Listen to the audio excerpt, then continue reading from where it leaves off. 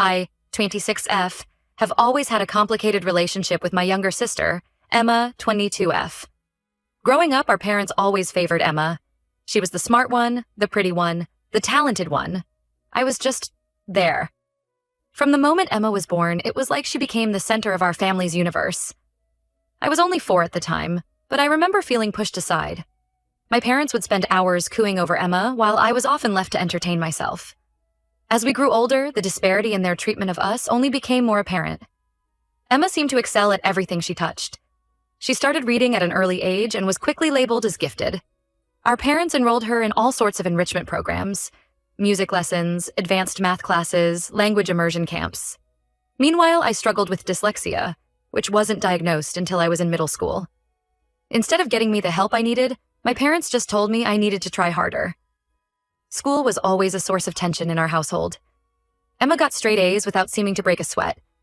She won science fairs, was captain of the debate team, and was even class president in her senior year. I, on the other hand, barely scraped by. Math was a constant struggle, and I often stayed up late trying to finish assignments that Emma could breeze through in an hour. Our parents' reactions to our report cards were like night and day. When Emma brought home her perfect grades, there would be celebrations. Dinner at her favorite restaurant, new clothes, or tickets to a show she wanted to see. My report cards were met with disappointment and lectures about applying myself more. It wasn't just academics where the favoritism showed. Emma was a talented pianist and often performed in recitals. Our parents never missed a single one, always sitting in the front row with cameras ready. But when I had my art show in high school, the one thing I was actually good at, they skipped it because it conflicted with one of Emma's piano lessons. As we got older, the comparisons became more blatant. "Why can't you be more like Emma?" became a common refrain in our household. When Emma was accepted to an Ivy League college on a full scholarship, our parents threw her a huge party. They invited all our relatives and friends. Everyone kept gushing about how proud they were of Emma. Nobody even asked me what I was doing with my life. I felt invisible. I had applied to a few state schools but hadn't heard back yet. When I finally got an acceptance letter from a decent university, my parents' reaction was lukewarm at best. They made some comments about how at least I was going to college, but it was clear they were disappointed I hadn't achieved Emma's level of success. It was around this time that I met Jake, 28M. We were both working part-time at a local coffee shop. Jake was the first person who really saw me and appreciated me for who I was. He didn't compare me to anyone else or make me feel inadequate. With him, I could just be myself. Jake and I started dating, and for the first time in my life, I felt truly happy. He encouraged me to pursue my passion for art, something my parents had always dismissed as a hobby. With his support, I decided to major in graphic design at college. Our relationship progressed quickly. We moved in together after a year of dating, much to my parents' disapproval. They thought I was rushing things and kept pointing out how Emma was focusing on her studies instead of boys. But Jake and I knew what we wanted. We got married last year in a small ceremony. My parents and Emma barely acknowledged it, too busy preparing for Emma's upcoming graduation.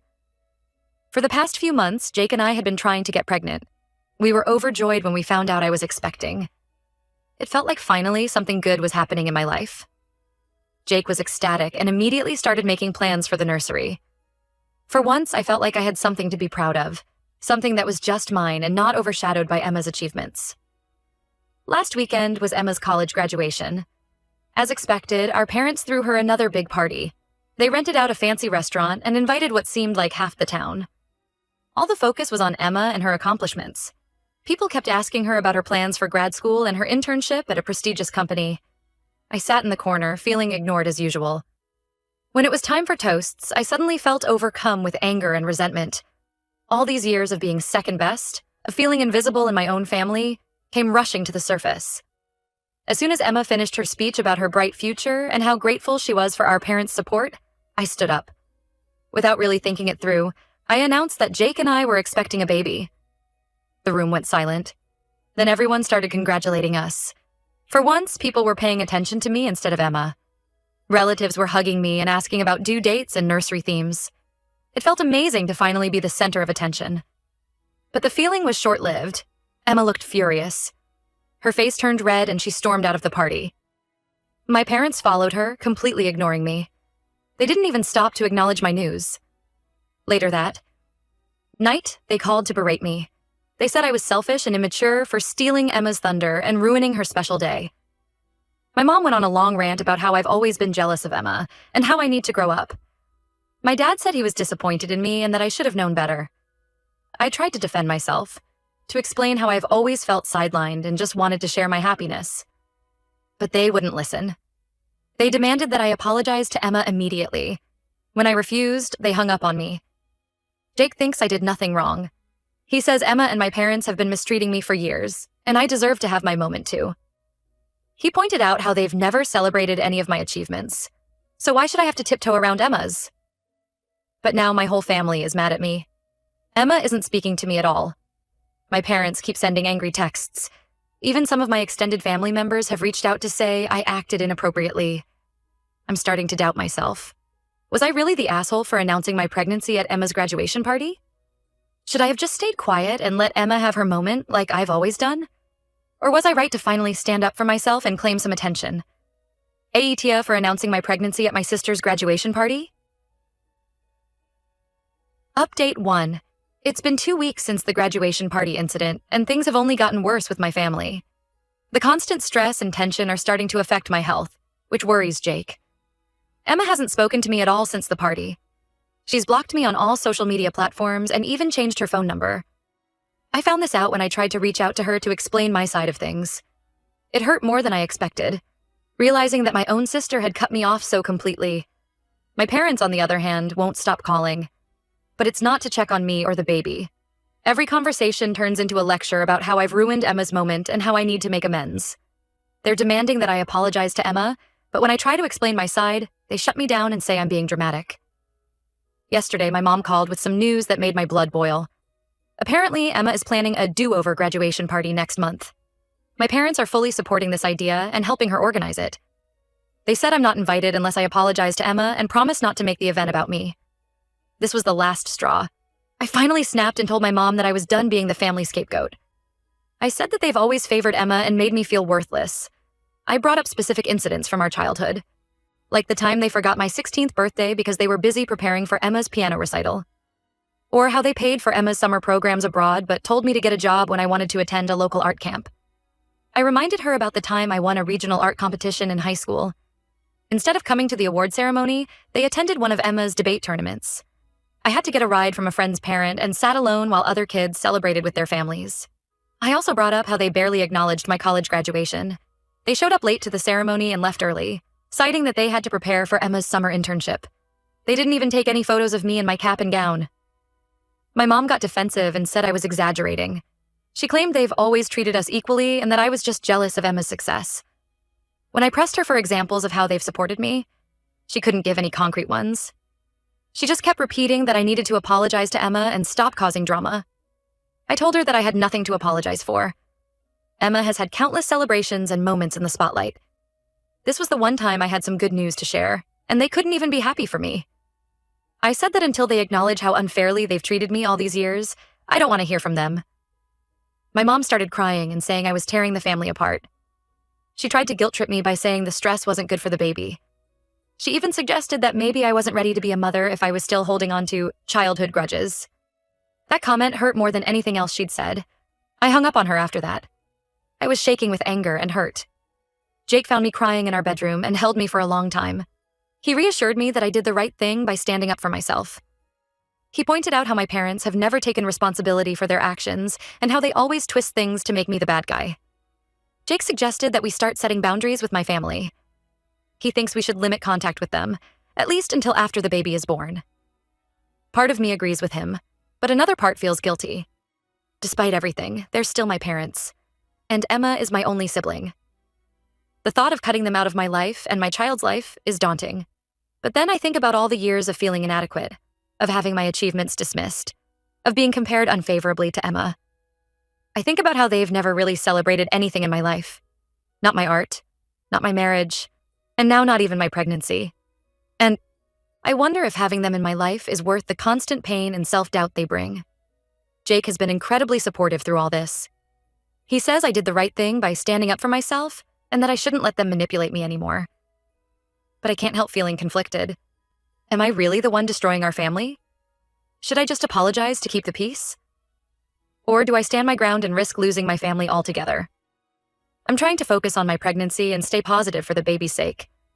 Jake and I have started attending birthing classes and shopping for nursery furniture. These moments of normalcy and excitement help balance out the stress from my family situation. But every time my phone rings or I see a new email notification, I feel a sense of dread. I'm torn between wanting to fix things with my family and wanting to protect myself from further hurt. I don't know what the right answer is, but I know something needs to change. I can't keep living like this, constantly feeling like I'm not good enough. Update 2. It's been a month since my last update, and the situation with my family has taken some unexpected turns. Emma had her do-over graduation party last weekend. As expected, I wasn't invited, but I found out from my cousin Sarah that Emma used the party to announce her engagement. She's apparently been dating a guy from college for the past year and kept it secret from everyone.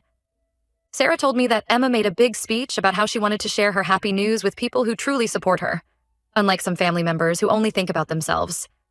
It was clearly a dig at me, and it hurt to hear that Emma was still so angry. I was furious when I heard this.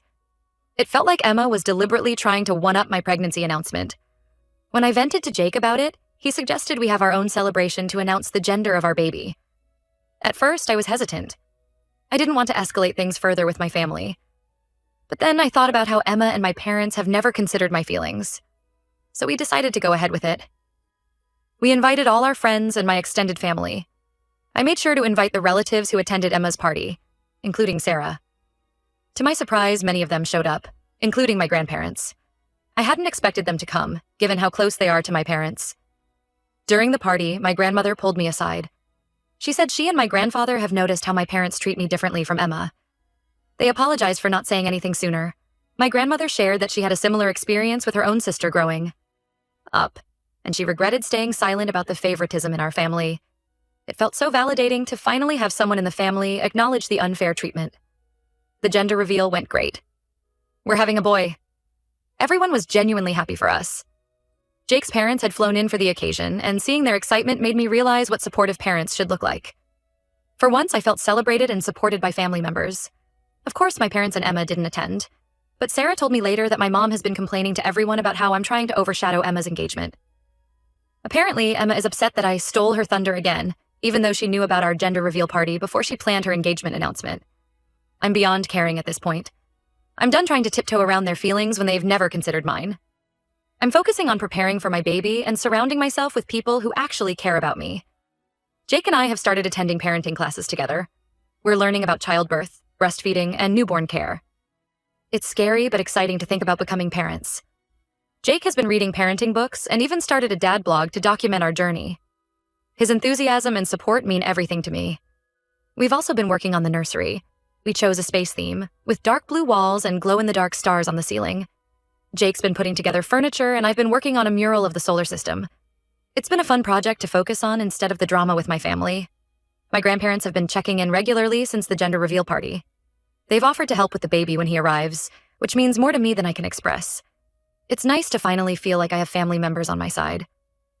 As my due date gets closer, I find myself thinking about what kind of parents Jake and I will be. I'm determined not to repeat the mistakes my parents made.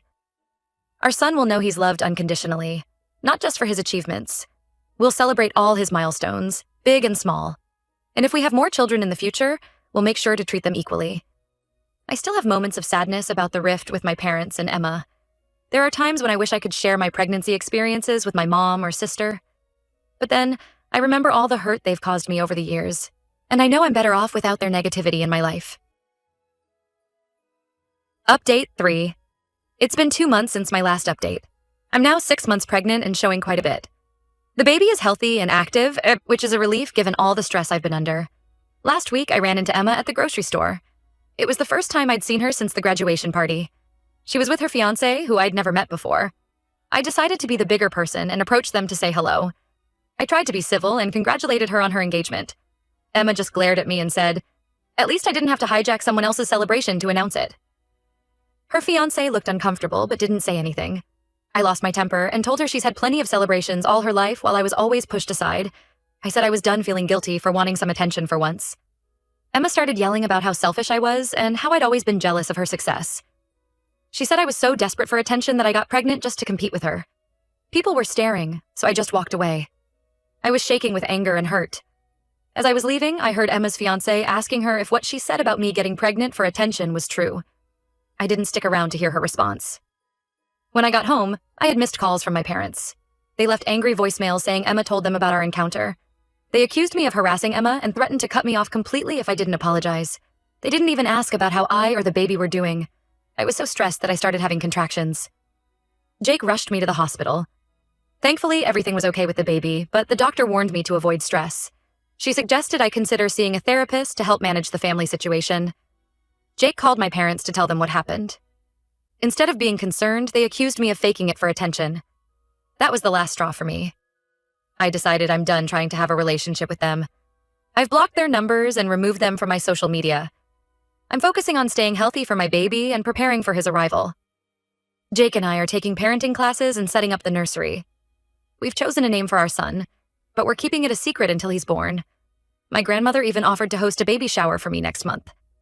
It's nice to finally feel like I have family members who care about me. Jake's parents have also been wonderful.